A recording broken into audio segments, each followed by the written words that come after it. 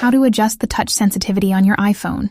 If you're finding that your iPhone is too sensitive to touch, or not sensitive enough, this tutorial will walk you through how to fine-tune it using a built-in feature called Touch Accommodations. First, open the Settings app.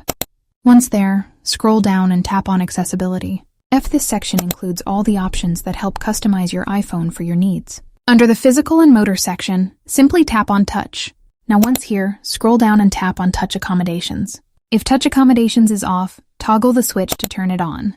Once Touch Accommodations is enabled, you'll see a few options. Hold duration. Simple tap the toggle to turn it on.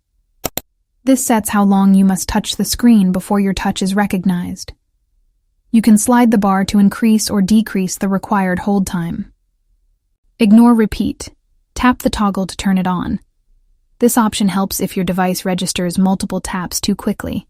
You can turn this on and adjust the time interval to ignore repeated touches. Tap Assistance. Choose between Use Initial Touch Location, Use Final Touch Location. These control how your taps are registered, based on the first point of contact or the final liftoff point.